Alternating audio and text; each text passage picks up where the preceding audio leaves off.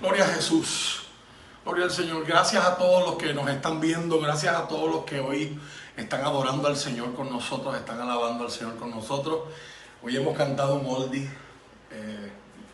una alabanza bastante antigua, quizás tendrá unos 15, 20 años, pero no deja de ser poderosa, no deja de ser contundente su declaración. Dios es nuestro refugio, Dios es nuestra fortaleza, Dios es nuestro castillo, y en momentos como estos necesitamos ese refugio. Momentos como estos necesitamos ese castillo, ese refugio, esa fortaleza. Hoy me propongo hacer dos cosas con el pensamiento del consejo de la palabra. Número uno, proclamar, predicar, anunciar las virtudes de aquel que nos llamó de las tinieblas a su luz admirable. Pero de la misma forma dar una respuesta a aquellos que piensan o que han dicho que la iglesia está callada ante todo este fenómeno de protestas, de Black Lives Matter, de que todas las vidas, no solamente las negras, las afroamericanas, sino que todas las vidas son igualmente importantes. Todo el mundo sabe lo que pasó con este hombre afroamericano, George Floyd, y lo que eso ha desatado fue una gota que ha colmado una copa que lleva mucho tiempo, muchos años llenándose. Es un incidente que no es un incidente aislado. Quizás la mayoría de la gente conoce lo de George Floyd, pero ignoran lo de una mujer llamada Alice Cooper, que amenaza a un hombre negro diciendo: te lo voy a llamar a la policía por teléfono y voy a decir que un hombre afroamericano me está amenazando e intimidando. En otras palabras, aquella mujer en aquella llamada, en aquel video, ella está haciendo referencia a ese poder que ella sabe que ella tiene del lado del prejuicio, de los supuestos detrás de un sistema judicial que claramente, ¿verdad?, no está funcionando como tiene que estar funcionando. Y así pudiéramos dar un montón de ejemplos. Ayer mi estómago, los que me conocen saben que yo estudié medicina, y para estudiar medicina hay que tener un estómago bastante fuerte, porque obviamente cuando tú entras a estudiar anatomía y te ponen un cadáver humano en una mesa de disección, para tú empezar a encontrar en esa mesa de disección lo que estás viendo en un manual de disección o en un atlas de anatomía, pues obviamente no todo el mundo tiene ese estómago. Y yo recuerdo que esa clase de inicial, cuando yo entré en la escuela de medicina, de hecho, en las noticias de nuestro país ha estado un epidemiólogo que era parte de mi clase. Bueno, yo fui parte de la él, ¿verdad?, porque yo no terminé y él sí. Y fuimos muchos los que entramos, ¿verdad?, ese primer bloque de anatomía y fisiología en el recinto de ciencias médicas allá en el año 2002, ¿verdad?, en agosto 2002, en la clase famosa de medicina 2006. Y yo les puedo asegurar, hermanos, que cuando fuimos al laboratorio de disección ese primer día, hubo más de 10 personas que renunciaron cuando empezaron a ver los tejidos, los músculos, la piel humana, ¿verdad?, los olores y todo el aspecto, ¿verdad? Se dieron cuenta: yo no sirvo para esto no es lo mío, ¿verdad? Y con eso no hay ningún problema, ¿verdad? Cada quien pasa por un proceso de identificación. Pero yo superé eso. Para mí eso no fue un problema fuerte, ¿verdad? Hay gente que ve sangre y se marea. O sea, yo no tengo ese problema. Yo me considero una persona de estómago fuerte. Pero ayer yo vi algo que hizo que mi estómago se revolcara. No tengo todos los detalles, pues solamente, como nos pasa en el mundo de las redes sociales, solamente vemos un instante, no tenemos contexto, no tenemos el cuadro completo, no tenemos los ángulos. Pero yo vi una imagen de un señor caucásico, un señor blanco, un anciano, un adulto mayor, un viejo. Nos varían, ¿verdad? Y a veces uno no sabe cuál es el correcto, ¿verdad? Pero los digo todos para asegurarme que con uno los pego. Él estaba en un lugar parado y la policía viene hacia donde él. Él no está en una actitud violenta, sin embargo los oficiales 3 oficiales a la vez lo empujan, y cuando él cae de espaldas, la cabeza se da contra el pavimento y comienza a sangrar de una manera profusa. Yo tengo grabado, imprimido en mi memoria, el momento donde yo veo en su mano derecha cómo él está entrando en un estado de inconsciencia. No sé qué habrá pasado con su salud, pero veo cuando su mano se abre y el teléfono se cae, porque ya él no está en su propio ser, ¿verdad? Él no está consciente, él no está como él estaba antes de que lo empujara. Y obviamente cuando uno dice estas cosas, lo hace con la sensibilidad, sabiendo de que no todos los policías son así. En nuestra congregación tenemos policías como nuestra hermana Ivette, como nuestro hermano Víctor, Carme y otros que han dado buen ejemplo, que han dado testimonio de hacer sus trabajos con integridad, con esmero, con excelencia. Pero ciertamente está saliendo a la luz unas cosas en estas semanas que nos rompen el corazón, y como cristianos nos debieran de romper el corazón. Y obviamente estos son hechos que polarizan. Hay gente que parece no estar de acuerdo, hay gente que parece condenar el racismo, pero a la misma vez quieren condenar las respuestas de aquellos que se sienten que no tienen otra alternativa que no sea protestar. Y bueno, yo quisiera comenzar mi pensamiento hoy citando las palabras de un pastor muy famoso en la lucha de derechos civiles, ¿verdad?, por los afroamericanos en Estados Unidos. En la eulogía que él hace por George Floyd esta semana, el reverendo Sharpton dice las siguientes palabras, y yo tomo un extracto para luego ir a la palabra importante, que es la palabra de Dios en este momento. Él dice, y cito a las palabras del reverendo Sharpton: "But the thing I want us to be real cognizant of is that there's a difference between those calling for peace and those calling for quiet." Él está hablando de las protestas que él no condena, ¿verdad?, los actos de violencia, de vandalismo, y obviamente los que hemos visto y los que hemos protestado en Puerto Rico por otras razones, sabemos que muchas veces los actos de vandalismo no los cometen los que están haciendo la protesta, sino los cometen gente infiltrada para desmerecer, dañar y manchar la razón por la cual se está protestando. Pero eso es otro tema, eso es otra historia y eso es otra predicación. Él dice: lo que yo quiero que todos reconozcamos hoy es que hay una diferencia entre hacer un llamado a la paz y hacer un llamado a quedarse callados. Y él continúa diciendo: algunos de ustedes no quieren paz, lo que quieren es silencio.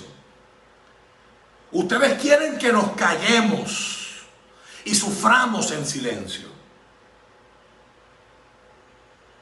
The overwhelming majority of the people marching wasn't breaking windows. They were trying to break barriers. La mayoría contundente de la gente que estaba marchando no estaban rompiendo ventanas, estaban tratando de romper barreras. They weren't trying to steal nothing. They were trying to get back to the justice you stole from us. Ellos no estaban tratando de robarse nada, ellos estaban tratando de recobrar la justicia que se les fue quitada. Ciertamente, palabras contundentes de un hombre que obviamente conoce de la palabra de Dios y que tiene la justicia como norte dentro de su corazón. Con eso en mente lo llevo a la palabra del Señor y les invito a que me acompañen. Voy a estar leyendo varias lecturas de la palabra del Señor en los minutos que me quedan de este pensamiento. Lucas capítulo 4, versos del 14 al 30. Hoy quiero contestar la pregunta: ¿qué dice la iglesia? ¿Qué dice la iglesia en torno al racismo? ¿Qué dice la iglesia en cuanto a las protestas? ¿Qué dice la iglesia entre lo que está pasando en el mundo? Hay un teólogo llamado Karl Barth, un teólogo suizo. Él proponía un sistema conocido como Nueva Ortodoxia, pero eso es para otro tema, otro día. Pero él decía que los pastores tenemos que tener, obviamente él está hablando hace mucho tiempo atrás donde no había internet. Si hubiese dicho hoy lo diría de otra forma, pero él decía, los pastores tienen que tener una Biblia debajo del brazo y un periódico debajo de la otra. Quizás si hubiese estado hablando hoy, diría, tienen que tener la Biblia debajo del brazo y el iPad o la tableta o el teléfono debajo de la otra, ¿verdad? La idea es que la iglesia no está separada, aislada del mundo. La iglesia está llamada a vivir diferente. Somos la comunidad de gente, que la palabra eclesia, de donde se traduce del griego iglesia, significa llamados afuera. Somos un pueblo diferente, pero aunque somos llamados a vivir como de otro mundo, seguimos viviendo en el mundo. Aunque hay cristianos que quieren vivir en una burbuja, ¿verdad?, donde todo es cristiano, ¿verdad? Y si hubiesen urbanizaciones cristianas, habría gente mudando sus urbanizaciones cristianas también. Pero eso es otro tema, otra predicación. La idea es que la sal en el pote, en el salero, no es sal. Para que la sal sea sal, usted tiene que sacarla del pote y que interactúe con la carne, con el vegetal, con lo que usted le vaya a echar sal, para que la sal tenga su efecto. En otras palabras, la iglesia es iglesia en el mundo. Y esa tensión siempre está en la iglesia del Señor. Hay veces que el mundo influencia más la iglesia de lo que la iglesia influencia al mundo. Y ahí recordamos las palabras de Dios para el profeta Jeremías: que se conviertan ellos a ti, no al revés, no que tú termines convirtiéndote a ellos. Pero la iglesia es llamada a ser un pueblo que contesta preguntas que el mundo está haciendo. Por lo tanto, nuestro mensaje siempre es relevante. Y nuestro mensaje tiene que estar identificado con el dolor, con la experiencia de la gente. Si no, estamos hablando cosas que a la gente no le interesan. Y mucha gente hoy, mientras ve esos videos esta semana y escucha y lee los posts y los comentarios y las columnas y las afirmaciones en las que muchos se han montado para atacar la iglesia, como si la iglesia fuera parte de ese instrumento de racismo, segregación, marginación o odio, cuando nada más puede estar lejos de la verdad. ¿Qué tiene que decir la Biblia acerca del racismo? Obviamente yo quisiera tener tiempo para dar un estudio conciso, ¿verdad?, pero a la misma vez comprensivo de todo lo que dice la Biblia, porque podemos estar hablando unas cuantas horas, pero no lo tengo, pues su tiempo es limitado, el mío también. Así que en este corto pensamiento te invito a que abras tu mente y recibas lo que dice la palabra. Especialmente usted que nos está escuchando, que no va a ninguna iglesia, o que es apartado, antes ibas y ahora no vas. Abre tu mente y escucha esto con una mente abierta, porque lo que va a hablar es la palabra de Dios, no alguien que la quiere usar para sacarla de contexto para hacer un pretexto, sino la misma palabra nos va a hablar. Lucas capítulo 4, versos 14 al 30. Lucas capítulo 4, versos 14 al 30, el evangelista Lucas nos está contando cómo Jesús está iniciando su ministerio. Nos cuenta que el principio del ministerio de Jesús fue siendo bautizado por Juan el Bautista en el río Jordán. De ahí se va 40 días en ayuno para luego ser tentado, probado por el diablo. Y después de esa victoria personal y secreta sobre el enemigo, dice que vuelve en el poder del Señor. Dice: entonces Jesús regresó a Galilea lleno del poder del Espíritu Santo. Las noticias acerca de él corrieron rápidamente por toda la región. Enseñaba con frecuencia en las sinagogas y todos lo elogiaban. Cuando llegó a Nazaret, la aldea donde creció, fue como de costumbre a la sinagoga el día de descanso, en aquella cultura era el sábado, y se puso de pie para leer las escrituras. Se puso de pie fue porque lo escogieron. Es un honor en una sinagoga que te den a leer el rollo de la Torá, el rollo, ¿verdad?, de las escrituras, del Tanakh, Torá, Ketubim, los escritos, los profetas y la ley de Dios. Era el Antiguo Testamento como nosotros lo conocemos hoy. Le dieron, importante note eso, uno no se paraba y leía donde uno le daba la gana. El presidente de la sinagoga es el que escogía los textos. Y usted se paraba y leía. Los que conocen o han practicado la liturgia católica saben que asimismo los salmos responsoriales y las diferentes participaciones que se hacen desde el púlpito, desde la plataforma en una misa, son ya escogidas de antemano. El feligrés, el que participa, tiene el privilegio de participar, pero no escoge, solamente lee lo que le dan a leer. Dice el verso 17, el rollo del profeta Isaías. Jesús lo desenrolló y encontró el lugar donde estaba escrito lo siguiente: el Espíritu del Señor está sobre mí, porque me ha ungido para llevar la buena noticia a los pobres. Me ha enviado a proclamar que los cautivos sean liberados, que los ciegos vean, que los ciegos verán, que los oprimidos serán puestos en libertad y que ha llegado el tiempo del favor del Señor.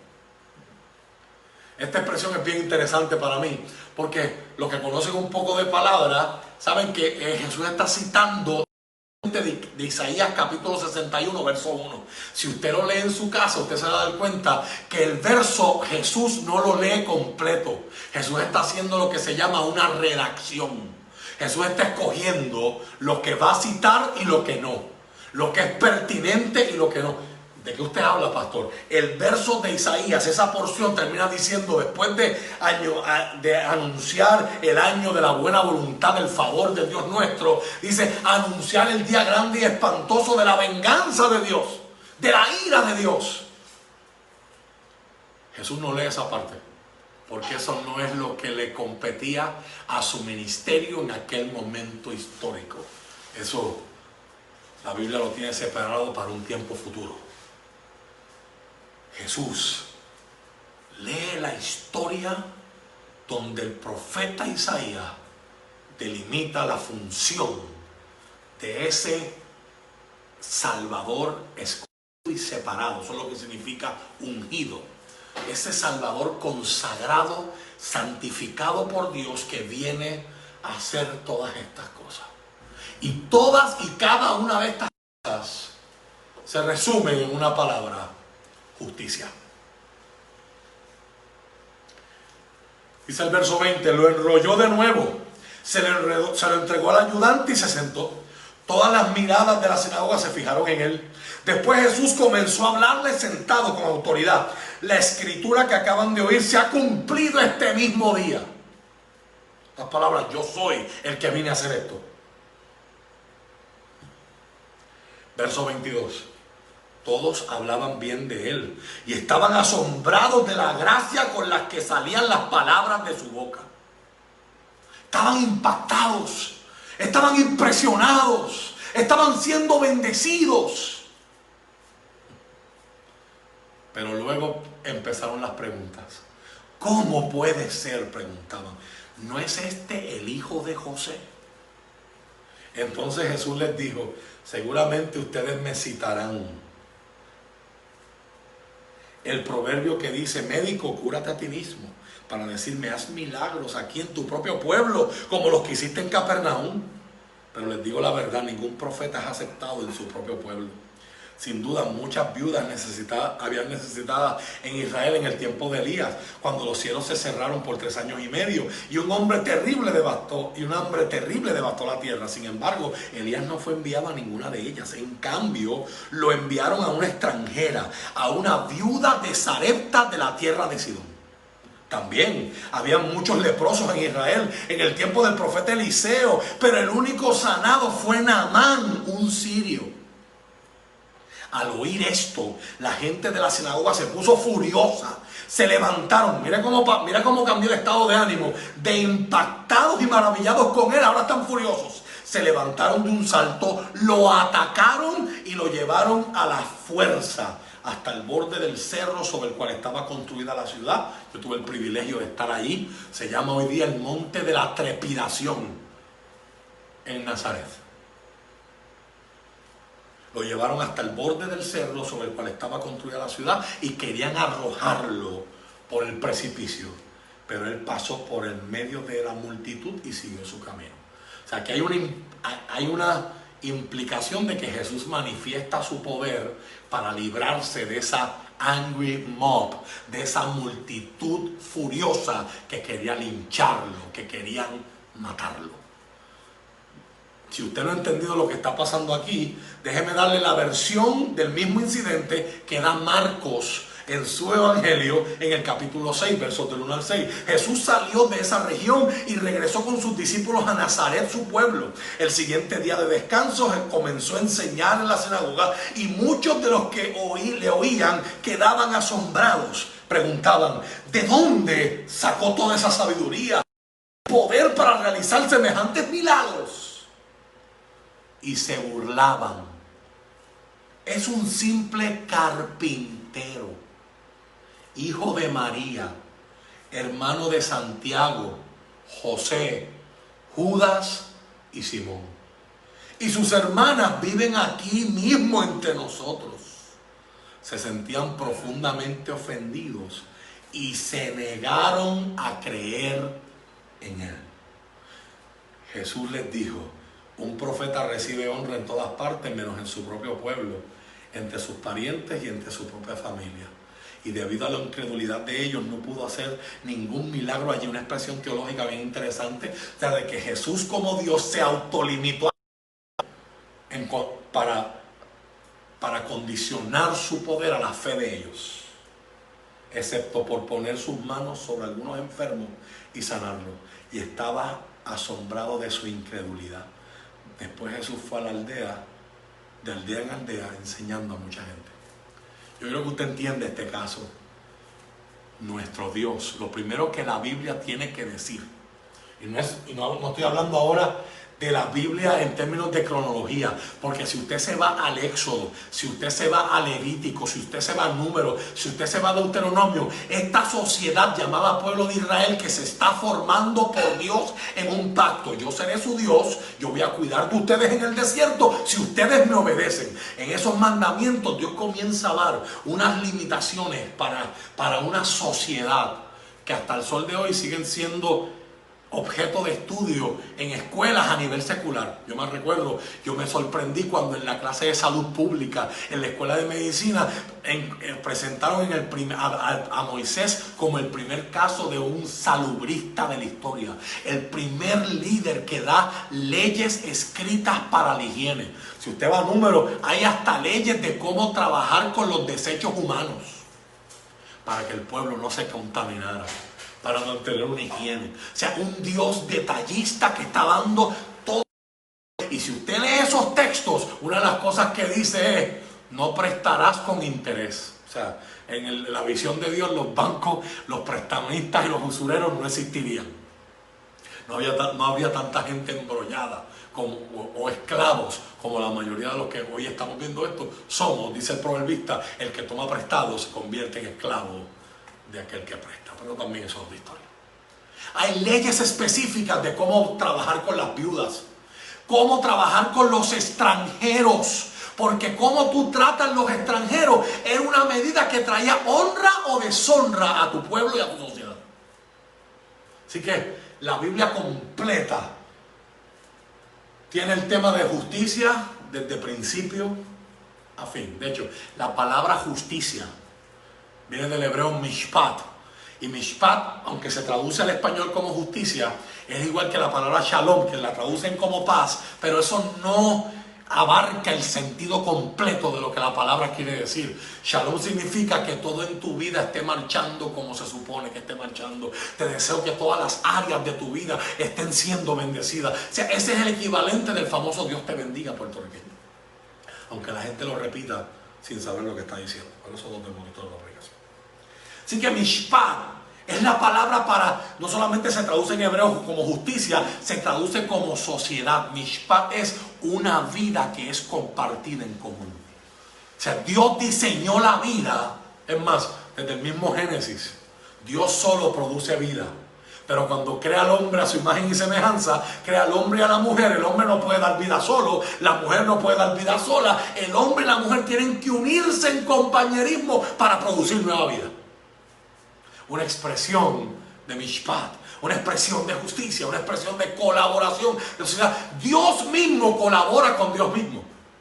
Por eso vemos a Dios hablando y consultándose. Hagamos al hombre a su imagen, a nuestra imagen, a nuestra semejanza. Son textos teológicos de una profundidad tremenda que yo no tengo el tiempo hoy para desembocar. Pero el tema de la justicia es el tema más importante de toda la Biblia. En el centro del corazón de Dios está el Mishpat.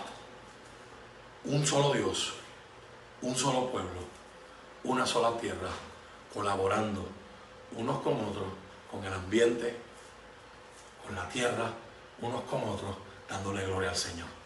Y cuando usted mira Apocalipsis, como termina la historia de acuerdo a Dios en el futuro, es una historia de justicia. Es una historia donde el mal no existe. Donde dice que Dios enjuaga las lágrimas de las mejillas de ellos, y todo el lloro, el dolor, la angustia, la enfermedad y la muerte habrán pasado, porque serán parte de las primeras cosas, no del plan de Dios para la historia. La iglesia del Señor se levanta a predicar desde la perspectiva de la esperanza, no desde la perspectiva de la resignación. Yo no estoy hoy predicándote esta palabra desde la perspectiva de que pues el mundo está fastidiado y ya no se puede hacer nada, hay que vivir con eso. No, Señor, yo estoy predicando esta palabra desde la perspectiva de que podemos ser mejores, de que todavía hay esperanza, de que Dios sigue activo, de que Dios sigue tratando y tocando los corazones, las mentes y las actitudes de la gente, de aquellos que se permiten ser instrumentos en sus manos, para que seamos extensiones de Él y podamos ser puentes en vez de obstáculos. Hace mucho tiempo que yo decidí ser puente. Quiero ser puente para las próximas generaciones. Y quiero ser puente para aquellos que no entienden algunas cosas de la palabra, o aquellos que tienen conflictos, no con Dios, tienen conflictos con la iglesia. Que puedan entender que Dios les ama. Y hoy permíteme hablarle a usted y permíteme decirte que Jesús te entiende. Si usted ha vivido como latino en Estados Unidos o en Puerto Rico, si usted ha vivido por causa de su color alguna marginación, algún desprecio, algún discrimen, yo quiero decirte, y te he demostrado hoy por esta palabra, que Jesús te entiende. Dice la Biblia que él estaba predicando y le encantó su palabra, hasta que leyó lo que leyó y dijeron: espérate, pero él habla como el Mesías. Pero es que este es el hijo del carpintero. Noten que ni siquiera en la versión de Marcos, ni siquiera se refieren a su papá por nombre. ¿Usted se cree que en esa aldea no sabían el nombre de su papá? Es una expresión despectiva. Es el hijo del carpintero. ¿Por qué? Porque Jesús creció en una familia manchada. Recuerde la historia de Navidad. María estaba separada, comprometida, esperando que su esposo José terminara su casa en Belén para irse a vivir allá con él. Y en medio de todo eso, el ángel del Señor le anuncia: vas a quedar embarazada milagrosamente. Y aquella muchacha dice: he aquí la esclava del Señor, hágase en mí conforme a su palabra. Y de momento aquella muchacha se convierte en el dime y el direte. Si la Biblia estuviera escrita hoy, María se convirtió en el trending topic de la sociedad. Quedó embarazada y su esposo no está. ¿De quién será? Y el esposo dice que era justo y planificó dejarla en secreto, echarse la culpa, que dijeran: él la embarazó y la dejó embarazada.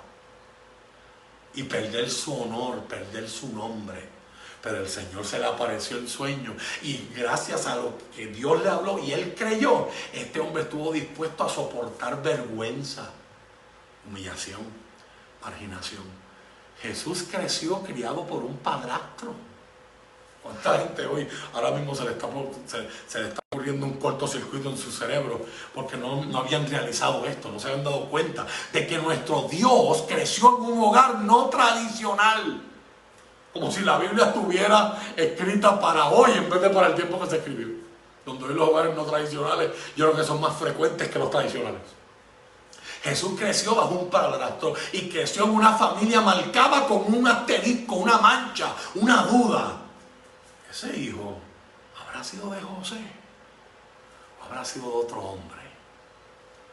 Mire, ni siquiera le llaman: pero este no es el hijo de José. Todo el mundo allí conocía, porque después que se van a Egipto, la Biblia dice que están 2 años en Egipto y regresan, pero en vez de regresar a Belén, regresaron a Nazaret.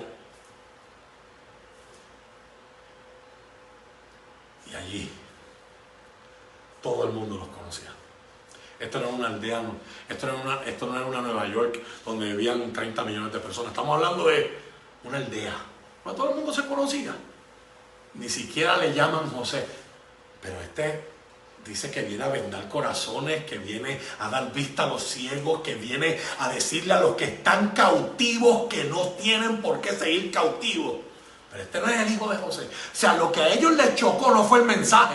A ellos les chocó la procedencia de Jesús. Pero es que aquí está María, nosotros conocemos sus hermanos, sus hermanas. Él es el hijo del carpintero y lo rechazaron porque era el hijo del carpintero. Lo rechazaron por su procedencia. Aquí tenemos una aldea judía manifestando racismo. No se le acostaron en el cuello para matarlo, lo trataron de tirarlo por un despeñadero. Ese es el Cristo que vino a identificarse con los que nadie ve, con los marginados, con los que no existen para el sistema. Ese es el Cristo al que yo le sirvo. Ese es el Cristo al que yo adoro. Ese es el Cristo al que yo predico. Quiero terminar mis palabras enseñándote lo que ese Cristo hace, invitando a la iglesia a que sigamos su ejemplo. Que sigamos su ejemplo. Para que se construya mishpat, justicia, sociedad, una vida compartida en hebreo, tienen que darse tres cosas en el idioma hebreo. Esta semana y la semana anterior yo tuve el privilegio de estarle traduciendo a uno de mis profesores, mentores, y que ha causado un impacto muy grande en mi vida y en mi formación como predicador y como pensador a la luz de la palabra de Dios. Un hombre que ha dedicado su vida a leer la Biblia no como un americano, sino como alguien que entiende la cultura de donde vino la Biblia. El doctor Brian Whitman. Que si ve esto, mi abrazo y mi respeto para él y su familia. Y él explicaba y decía que hay tres formas de activar y producir lo que se llama justicia, mishpat, que es la razón de la Biblia y es el trabajo de Dios en el mundo. O sea, piensa en adoración, piensa en iglesias, piensa en misiones. Todo eso Dios lo está usando para mishpat. Dicho de otro modo, el apóstol Pablo dice que a través de Cristo Dios le está rogando al mundo que se reconcilie con Él y que nosotros seguimos en el ministerio de la reconciliación. O sea, si hay que tener reconciliación es porque hubo separación, división, segregación, racismo, fractura, fragmentación. La iglesia es un ente no de división, es un ente de reconciliación con el mensaje de la palabra del Señor, no ajustándonos a este siglo ni a la forma de pensar de este siglo, no siendo absorbidos por el relativismo posmoderno de nuestra sociedad del siglo XXI, no, con un mensaje que a veces es hacia la cultura, pero a veces es contra la cultura, con un mensaje que es atemporal, que no cambia a través de los tiempos, siendo llevado a través de estrategias que sí se adaptan a los tiempos para ser relevantes. Por eso es que yo estoy a través de esta pantalla y no estoy en una plaza con un megáfono. ¿Te lo entienden? Tres formas de producir mishpat. Número uno, la palabra abodá. Abodá significa en español trabajo. Es el trabajo remunerado por el que yo recibo paga, pero que yo lo hago de una forma que me convierte en útil para ti. Dicho de otra forma, para alguien que dice, ¿a qué tú te dedicas? Bueno, pues yo vendo esclavos. Eso no es trabajo. Porque eso no es algo que produce utilidad y produce y abona a la justicia. ¿A qué usted se dedica? Yo soy plomero. Eso es abodá. Eso es un trabajo honroso. Y gloria a Dios por la Reforma Protestante, porque antes de la Reforma Protestante se pensaban que los únicos trabajos divinos eran los trabajos ministeriales, los del clero. Pero Juan Calvino y otros acuñaron la doctrina de la santidad del trabajo. Que el que trabaja en la medicina, el que trabaja en la cocina, el que trabaja en la escuela, el que trabaja guiando guaguas, el que trabaja en la construcción, ese trabajo es tan santo y tan sagrado cuando se hace con excelencia y de la manera ética y moralmente correcta, como el que trabaja en el pastorado, como el que trabaja en las misiones, como el que trabaja enseñando. Abodá. Trabajos que mejoran la vida para los demás. que me hacen útil a otros. Es la primera forma de producir mishpat. Segunda palabra para producir mishpat, la Biblia lo traduce como rectitud. Es la palabra serakat. Y la palabra serakat significa actos de caridad, donde yo, sin esperar nada a cambio, hago algo a favor de alguien que lo necesita. Cuán importante es la caridad hoy, la generosidad hoy. To go out of our way to bless someone, sin esperar nada a cambio. Pero la que a mí me marcó es la palabra que el hebreo traduce como amor. La palabra Gesed. Gesed, amor, es un acto que me debilita a mí para que tú estés bien. Un acto donde no solamente con abodá yo trabajo por tu bien, con serakat yo hago caridad y generosidad para que tú estés bien, pero cuando es amor, eso implica que yo me estoy sacrificando para que tú estés bien. Y ahí voy a la palabra y con esto cierro.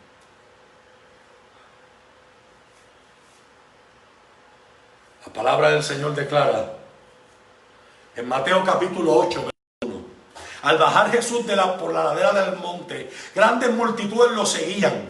De repente Jesús acaba de predicar su primera predicación pública, el sermón de la montaña. De repente un leproso se le acercó y se arrodilló delante de él. Señor, dijo el hombre, si tú quieres, puedes sanarme y dejarme limpio. Aleluya. Jesús extendió la mano y lo tocó. Si quiero, dijo, queda sano. Al instante, la lepra desapareció. Jesús le dijo, no se lo cuentes a nadie. Ve al sacerdote que fue el que te diagnosticó en aquella cultura y deja que te examine.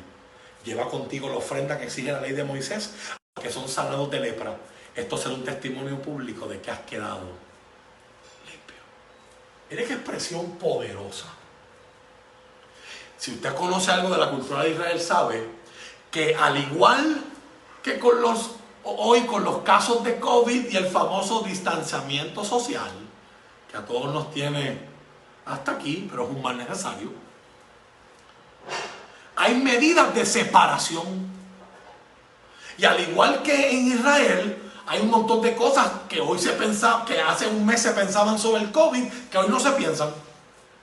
Y así se seguirá descubriendo, y así se seguirá saliendo a la luz un montón de malos manejos, tratos turbios y agendas escondidas para ganar dinero a algunos a cuenta de la muerte de otros. Pero allá arriba hay un Dios que todo lo saca a la luz y que los libros algún día serán abiertos. Por eso es que los cristianos tenemos esperanza de que si no hay justicia acá abajo, algún día habrá justicia, de la buena, de la que no puede ser comprada a billetazos, de la que no depende de palas ni de conexiones. Ahora, en esas medidas de higiene, los hebreos no sabían, los israelitas no sabían que el lepra era por una bacteria llamada Mycobacterium leprae, que infectaba los sistemas nerviosos del cuerpo y te dejaba sin sensación. Y la gente moría por sepsis, por infección masiva, porque seguían caminando, no sentían que se les iba abriendo el pie, y seguían caminando y la herida se infectaba, y gangrena y tantas cosas. Se afectaba la circulación, se afectaba la sensibilidad, se afectaba el movimiento del cuerpo, todo lo dañaba la lepra. Era la enfermedad más temida. Y hay que también comentar que muchas cosas, condiciones médicas, se les referían como lepra cuando quizás eran condiciones de la piel, dermatitis y otras cosas que ahora no vienen al caso. Era una categoría general. No lo diagnosticaba un médico, era el sacerdote. Y cuando un sacerdote decía, tú eres un leproso, automáticamente tú perdiste tu familia. Te tienes que separar de tu familia, te tienes que separar de tus hijos, tienes que dejar de trabajar y tienes que irte afuera de la aldea a una comunidad de leprosos. Y allí vivir el resto de tu vida separado. ¿Cuántos de los que me están escuchando hoy extrañan un abrazo? ¿Cuántos de los que me están escuchando hoy extrañan un abrazo de sus nietos? Yo puedo hablar de mi mamá. Ella extraña ese nieto que usted no tiene una idea. Los otros días yo vi como casa en Estados Unidos alguien se inventó algo para que a través de un plástico los nietos pudieran abrazar a su abuela sin que hubiese exposición ni para uno ni para otro. Ojalá, ¿verdad?, lo patentizaran y lo hicieran disponible, ¿verdad? Pero eso es otro tema, otra predicación. Jesús está bajando del monte, allí hay una multitud escuchando, y el leproso se mete sin anunciarse. Se supone que los leprosos andaban con una campana y ellos caminaban y la campana hacía ruido y todo el mundo sabía: viene un leproso, corran. Es parecido como pasa hoy cuando usted está en la fila, usted está en la tienda y de momento alguien estornuda y usted ve las reacciones de la gente. Son reacciones viscerales que no son planificadas, pero uno dice: ¿qué pasó aquí? Es el estado mental en la que la gente está, en la que las noticias, la información que estamos recibiendo nos tienen. Aquel leproso se mete y dice: Señor, si quieres puedes sanarme y limpiarme. Jesús pudo haberlo sanado solamente con decir la palabra, pero la Biblia dice, me encanta esa palabra, la Biblia dice, y Jesús lo tocó. La palabra en griego que aparece en original ahí parece sugerir que el toque de Jesús no fue un toque, fue un toque. Jesús lo abrazó y le dijo: yo quiero. Se limpió. ¿Cuál es el problema? Nosotros leemos como occidentales, como puertorriqueños, leemos eso y decimos: qué brutal, Jesús sanó un leproso. Pero eso no es la historia. Eso es solamente el relato. Jesús sanó miles de leprosos. Pero ¿por qué me cuentan esa historia? El meollo de esta historia es que para sanarlo lo tocó antes. En otras palabras, se identificó con él. Y más importante, las leyes de Moisés de salubridad decían: si tú tocas a alguien inmundo, te contaminas, te haces inmundo. No se podían tocar los cadáveres muertos y ciertamente nadie podía tocar un leproso. Y aquí está este rabino, aquí está este hombre que enseña en sinagoga, aquí está este hombre famosísimo, abrazando a alguien, haciéndose inmundo. Eso es Gesed. Eso es: yo me debilito para tu bienestar. Yo me sacrifico para que tú estés bien. Y por si acaso les recuerdo el verso más famoso de la Biblia: porque de tal manera amó Dios al mundo, que se debilitó, dando lo mejor que él tenía, lo más que le dolía, para que nadie se pierda, para que todo aquel que en él cree no tenga que perderse, sino que pueda encontrar vida plena y vida eterna. ¿Cuál es la respuesta entonces de la iglesia al racismo? ¿Cuál es la respuesta entonces de la iglesia a lo que está pasando en nuestro mundo? Lo dejo en labios del apóstol Pablo y con esto cierro mi alocución esta noche. Colosenses capítulo 3, verso 10. En adelante, Pablo le está hablando a una comunidad de fe que ha sido transformada y le dice: vístanse con la nueva naturaleza. Quizás tu papá te enseñó a odiar, te enseñaron a segregar, te enseñaron a rechazar y a discriminar. Nunca se me va a olvidar la película de Jackie Robinson, 42. Esa escena donde en el parque de pelota está este niño blanco, asustado viendo a su papá que le grita insultos a ese primer jugador negro jugando en las Grandes Ligas. Y después de unos segundos, el nene mirando al papá todo ansioso y todo temeroso, empieza a imitar el modelaje de su papá.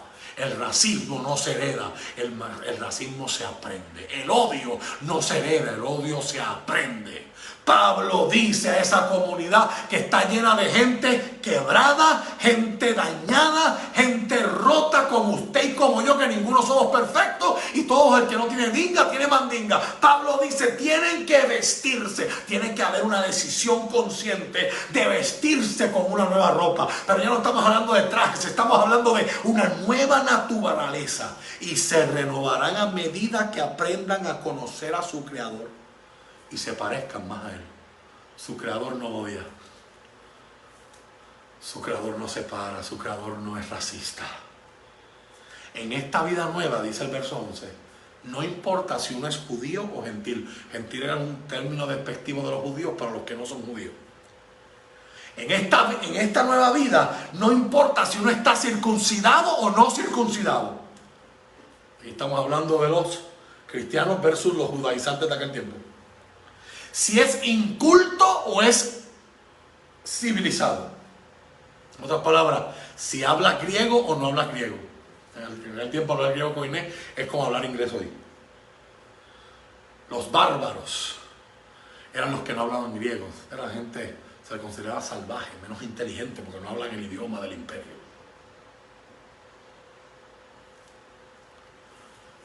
No importa si es judío o gentil, si está o no está circuncidado, si es inculto o incivilizado, esclavo o libre.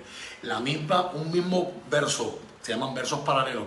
A los Corintios Pablo va a decir, no importa si eres hombre o mujer, esclavo o libre, no importa, porque todos somos uno en Cristo Jesús. Cristo es lo único que importa y Él vive en todos nosotros. Dado que Dios los eligió para que sean su pueblo santo y amado por Él, ustedes tienen que vestirse de tierna compasión, bondad, humildad, gentileza y paciencia. Sean comprensivos con las faltas de los demás y perdonen a todo el que les ofenda. Recuerden que el Señor los perdonó a ustedes, así que ustedes deben perdonar a otros. Esta es la medicina para no dejar que el odio, usted que ha sido discriminado, usted que ha sido marginado, usted que ha sido víctima del racismo, esa es la medicina para no dejar que el odio te consuma y te envenene.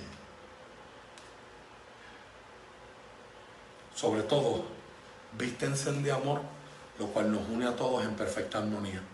Y que la paz que viene de Dios, de Cristo, gobierne en sus corazones. Pues como miembros de un mismo cuerpo, ustedes son llamados a vivir en paz y sean siempre agradecidos. ¿Cuál es la respuesta a lo que está pasando? Seamos Jesús. Jesús tocó al leproso. No tenía que hacerlo, con solo mirarlo, dar un chasquido de sus dedos, declarar una palabra, el leproso era sano, pero Jesús lo tocó. Si usted recuerda la expresión de Ezequiel capítulo 37, el valle de los huesos secos, y me hizo pasar cerca de ellos. Dios quiere que la iglesia se identifique en el dolor, con el dolor. Dios quiere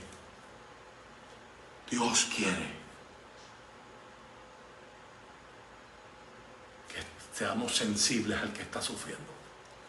Así, hermano, que usted que me está viendo, a mí no me interesa si usted es anti-Trump o pro-Trump. A mí no me interesa si usted es republicano o demócrata. A mí no me interesa si usted es PNP, popular, independiente. Yo le hablo ahora a la iglesia. Seamos Jesús. Seamos Jesús. Jesús no dejó que ningún líder lo manipulara. Hagamos nosotros lo mismo, que ningún político, pastores que me escuchan esta noche, que ningún político en años de elecciones nos venga a manipular, para que tengamos una limpia conciencia. Iglesia del Señor, seamos Jesús. Abracemos a los que nadie abraza, amemos a los que otros no aman y combatamos el prejuicio. Promulguemos, persigamos y activamente envolvámonos en perseguir la justicia, en amar la misericordia y en humillarnos delante de Dios. Si a ustedes les suenan esos versos, eso es lo que dijo el profeta Miqueas. Hombre, Dios te ha declarado lo que es bueno. Dios no quiere 10,000 arroyos de aceite derramados en su presencia. Dios no está buscando un montón de vacas sacrificadas en su altar. No, ¿qué pide, hombre, Dios de ti? Que hagas justicia, que ames la misericordia y que te humilles delante de Dios. Nos ayude el Señor.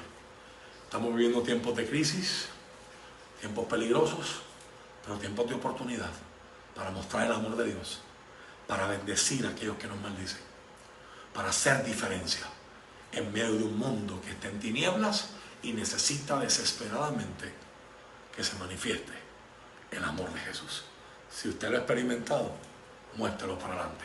Y si usted me está viendo hoy y no ha experimentado el amor de Dios, permítame decirle que ese amor es un amor que se humilla, se debilita por usted, se sacrifica, se entrega por usted. Ese amor no puede estudiarse, describirse. Ese amor hay que experimentarlo. ¿Por qué no lo decides hoy? Abre tu corazón. Me encantaría orar por ti. Date una oportunidad para que Jesús te pueda demostrar cuánto Dios te ama. Oramos por los que están enfermos. Me dicen que Isamar, la hija de nuestra hermana Lili, que está mirando esto, está en sala de emergencia. Clamamos al Señor por ella y clamamos al Señor por todos los que se encuentran enfermos esta noche. Tan pronto termine esta transmisión, este servidor y todo su equipo estaremos mirando cada uno de los comentarios y estaremos haciendo oración al Señor por cada uno de ustedes. Dios te ama y la iglesia del Señor te ama también. Iglesia, seamos luz. Iglesia, seamos sal. Iglesia, sepamos, tengamos sabiduría a la hora de hablar, a la hora de postear, a la hora de compartir algo en las redes, en un tiempo donde hay tan alto grado de sensibilidad y sensitividad en esta sociedad. Que seamos gente que edifique y seamos gente que bendiga. Nos ayude el Señor. ¿Qué le parece si todos juntos nos unimos ahora y oramos por la iglesia? Porque yo no predico este mensaje desde la perspectiva de que la iglesia es perfecta y la iglesia siempre hace lo que tiene que hacer. No estamos donde queremos estar, pero tampoco estamos donde estamos. Dios sigue trabajando en la iglesia y necesitamos su sabiduría. Aramis, estaremos orando por tu mamá también. Necesitamos su sabiduría para ser la iglesia de Cristo. Los brazos, los pies, las manos, los ojos, las orejas de Cristo, la boca de Dios en medio de este mundo. Nos ayuda el Señor.